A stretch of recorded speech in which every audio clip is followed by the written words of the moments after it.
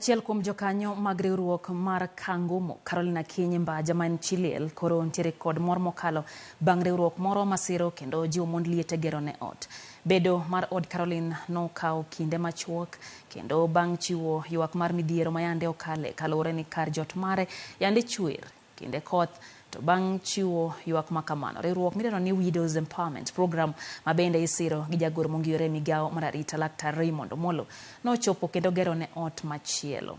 Kagitwak e kinde nyasi mar yango odno, jokanyo mar riwruok mar Widows Empowerment Program nokwayo oganda Luo duto mondo omi oti machiegni gi piny owacho kendo gisir oganda Luo mantiere e piny owacho. Kagichiwo ranyisi kaka Laktar Raymond Omollo osebedo ka chwalo kony mopogore opogore.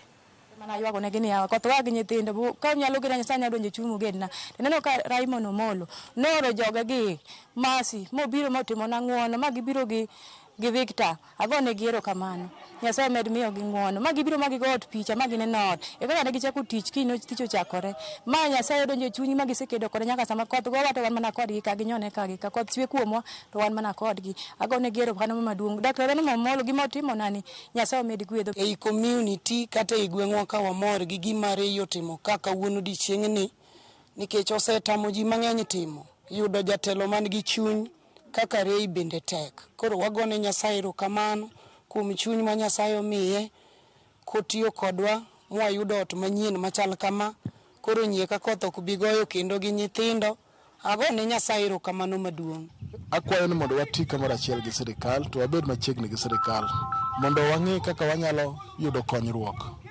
Nikech bedo machiegni gi sirikal nyalo miyo konyruok wuok matin. To kwagoyo jowa mantiere sirikal ni wadwa ni ji te obedo pinzani ok en gima ber. Daktari Raymond Omollo osetemo kendo osetimo gik mang'eny kabisa. E piny Luo chakre nyo donjo sirikal. To sama otimo gini, otimo nikech otimo ne joma owinjore mondo okony.